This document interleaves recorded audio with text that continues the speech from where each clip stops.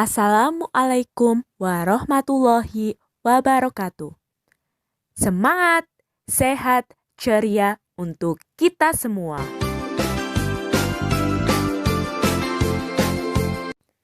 Pada kesempatan kali ini, kita akan belajar tematik tema 4C, peduli terhadap makhluk hidup, subtema 2, keberagaman makhluk hidup di lingkunganku.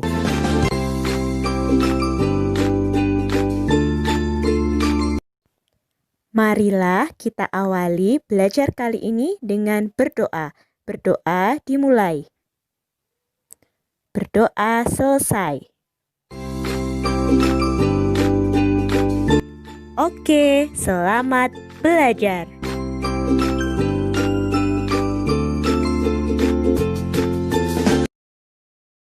Berikut ini materi tematik tema 4C, peduli terhadap makhluk hidup. Subtema 2, keberagaman makhluk hidup di lingkunganku.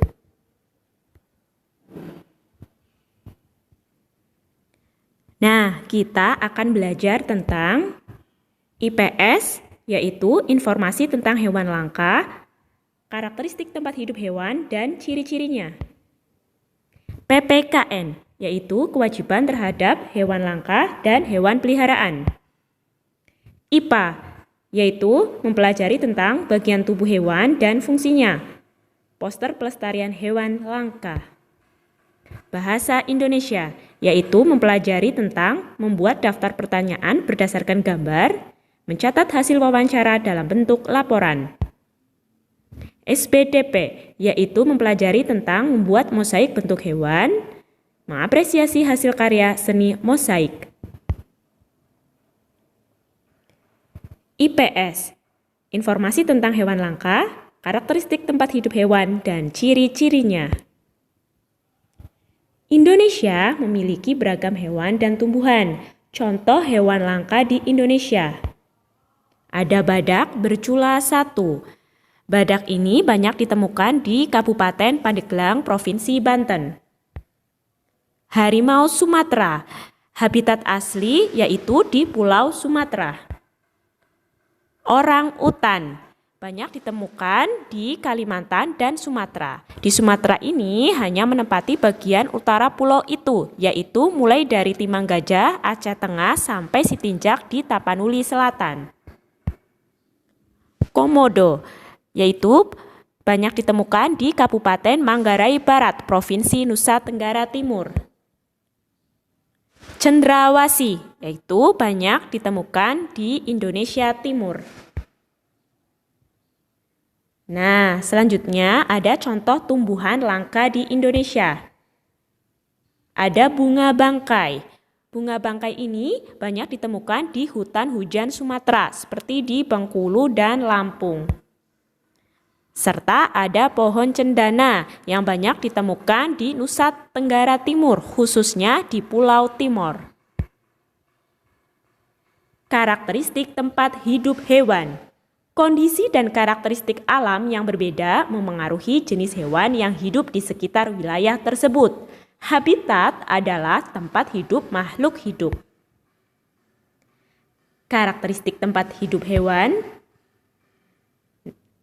Nah, di sini akan dijelaskan tentang ciri khusus dan karakteristik tempat hidup. Yang pertama, kelelawar. Ciri khususnya yaitu memiliki kemampuan ekolokasi.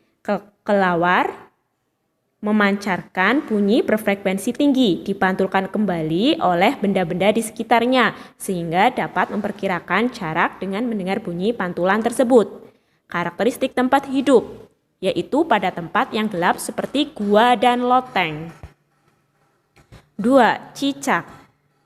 Cicak ini memiliki kemampuan autotomi, yaitu cicak akan memutuskan ekor untuk melindungi diri dari pemangsanya. Karakteristik tempat hidupnya yaitu pada dinding atau atap rumah dan kayu atau pepohonan pada tempat yang teduh. 3. Bunglon. Ciri khususnya yaitu mimikri. Bunglon dapat mengubah warna kulit sesuai dengan warna lingkungannya untuk melindungi diri dari serangan musuh. Karakteristik tempat hidup pada tempat banyak pepohonan dan semak-semak. Nah, selanjutnya yang keempat ada paus. Ciri khususnya bernapas menggunakan paru-paru serta memiliki lubang udara khusus di atas kepala yang juga sebagai alat pernapasan. Karakteristik tempat hidupnya yaitu berada di perairan luas dan dalam samudra. 5. Bangau. Memiliki paruh yang panjang sesuai dengan makanannya yaitu ikan. Memiliki kaki yang panjang dan berselaput untuk mencegah terbenam di lumpur dan memudahkan jalan. Karakteristik tempat hidupnya di perairan atau rawa-rawa. 6. Beruang kutub. Mempunyai lapisan lemak yang sangat tebal di bawah kulitnya untuk menahan panas tubuh dan sebagai mantel atau jaket alami agar beruang kutub tidak merasa kedinginan. Karakteristik tempat hidupnya yaitu berada pada daerah yang cukup dingin dan selalu tertutup oleh salju atau daerah kutub. PPKN, yaitu mempelajari tentang kewajiban terhadap hewan langka dan hewan peliharaan. Kewajiban terhadap pelestarian hewan langka. 1. Melindungi tempat hidup hewan. 2. Mengembangbiakan hewan.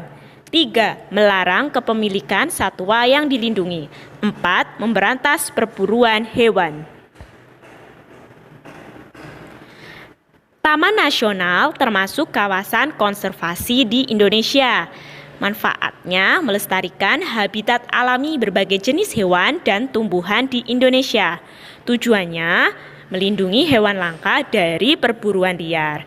Akibat perburuan liar, rusaknya keseimbangan ekosistem mengakibatkan banyak hewan punah, keberadaannya semakin langka. Berikut ini ada contoh taman nasional. Bisa dilihat pada layar untuk logo taman nasionalnya. Yang pertama ada Taman Nasional Ujung Kulon. Letaknya berada di Kabupaten Pandeglang, Provinsi Banten. Hewan yang dilindungi badak Jawa. 2. Taman Nasional Waikambas. Terletak di Kabupaten Lampung Timur, Provinsi Lampung. Hewan yang dilindungi gajah Sumatera. 3. Taman Nasional Komodo. Letaknya di Kabupaten Manggarai Barat, Provinsi Nusa Tenggara Timur. Hewan yang dilindungi komodo. Semua hewan dan tumbuhan perlu diperhatikan, baik hewan dan tumbuhan langka maupun hewan peliharaan. Contoh tanaman yang dipelihara seperti tanaman hias, contoh mawar dan anggrek. Tanaman obat, contoh jahe dan kunyit. Sementara untuk contoh hewan yang dipelihara yaitu kucing dan kelinci. Terhadap hewan peliharaan. 1. Memberi makan dan minum hewan peliharaan. 2. Memberikan tempat tinggal kandang yang layak atau sesuai. 3. Membersihkan kandang secara teratur. 4. Merawat dan mengobati hewan peliharaan saat sakit. IPA mempelajari tentang bagian tubuh hewan dan fungsinya, poster pelestarian hewan. Bagian tubuh hewan dan fungsinya. Indonesia memiliki jenis hewan yang beragam seperti mamalia, burung, reptilia, amfibi, ikan, ataupun serangga. Katak merupakan contoh hewan amfibi. Amfibi adalah hewan yang dapat hidup di dua tempat, yaitu di darat dan di air. Contoh bagian tubuh katak. 1. Mata. Fungsinya melihat lebih baik dan untuk memudahkan melihat ke segala arah. 2. Mulut. Fungsinya untuk makan. 3. Kulit. Fungsinya membantu pernapasan. Karena kulit yang selalu basah ini banyak mengandung pembuluh darah sehingga dapat membantu oksigen berdifusi melalui kulitnya. 4. Kaki. Fungsinya agar katak bisa melompat lebih tinggi. 5. Selaput kaki. Fungsinya membantu berenang, menggali, ataupun mengubur dirinya saat katak hibernasi dalam tanah. Contoh lain, bagian tubuh bebek. 1. Mata. Fungsinya melihat lingkungan sekitar. 2. Paru. Fungsinya berbentuk pipi dan panjang untuk mengambil makanan yang ada di lumpur. 3. Sayap. Fungsinya untuk keseimbangan ketika bergerak cepat agar tubuh tetap stabil. 4. Ekor. Fungsinya mengatur pergerakan saat berjalan dan berenang. 5. Kaki. Fungsinya berjalan ketika di darat dan berenang ketika di air yang dibantu dengan selaput yang terdapat pada kaki bebek. Kewajiban kita terhadap hewan dan tumbuhan langka adalah melestarikannya. Berikut ini ada contoh poster pelestarian hewan dan tumbuhan langka. Bahasa Indonesia. Mempelajari tentang membuat daftar pertanyaan berdasarkan gambar, mencatat hasil wawancara dalam bentuk laporan. Membuat daftar pertanyaan berdasarkan gambar. Apa saja informasi yang kamu ketahui tentang hewan dan tumbuhan langka? Untuk mendapatkan informasi, kita bisa membuat beberapa kalimat tanya yang disusun menjadi daftar pertanyaan untuk wawancara. Kata tanya antara lain 5W plus 1H, yaitu apa, siapa, kapan, di mana, mengapa, bagaimana. Contoh pertanyaan. Di mana tempat hidup burung cendrawasih? Mengapa burung cendrawasih banyak dikenal orang? Bagaimana cara melestarikan burung cendrawasih? Nah, setelah melakukan wawancara, sebaiknya kita menuliskan hasil wawancara dalam bentuk laporan. Laporan wawancara memuat beberapa hal seperti berikut. Contoh, 1. Latar belakang, menuliskan alasan melakukan wawancara dan topik yang ditentukan. 2. Tujuan, menuliskan tujuan wawancara.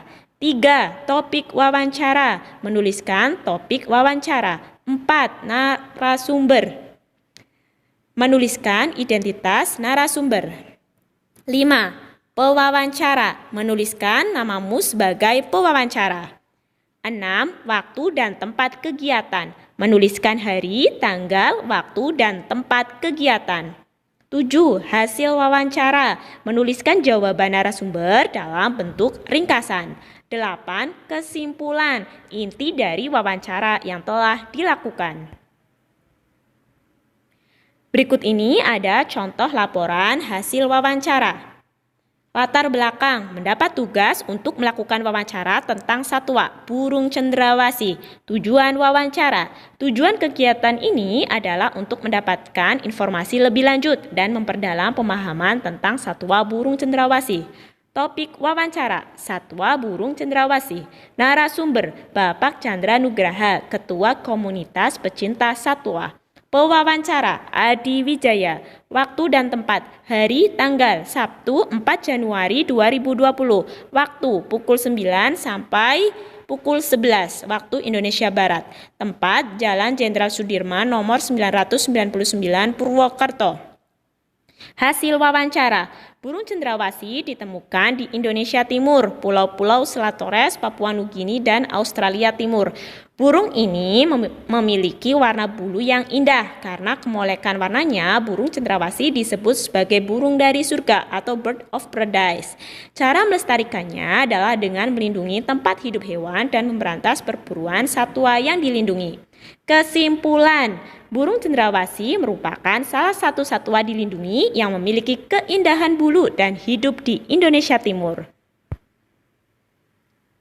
SBDP, yaitu mempelajari tentang membuat mosaik bentuk hewan, mengapresiasi hasil karya seni mosaik.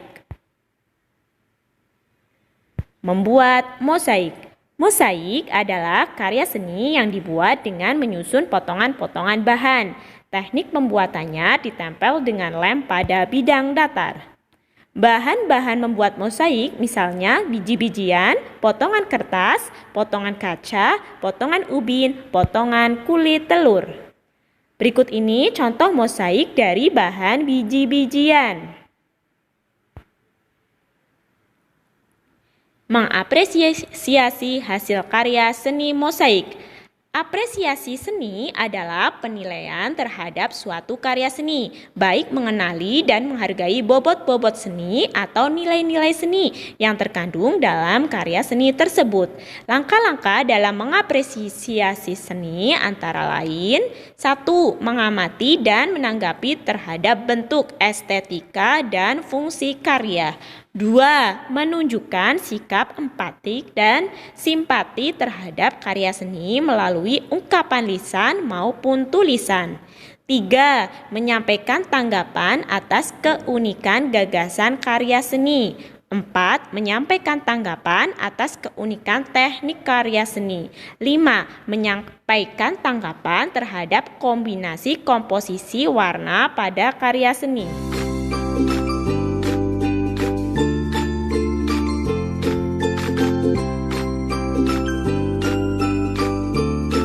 Demikian tadi materi tematik tema 4C subtema 2. Marilah kita akhiri belajar kali ini dengan berdoa. Berdoa dimulai. Berdoa selesai. Oke, selamat belajar. Wassalamualaikum warahmatullahi wabarakatuh.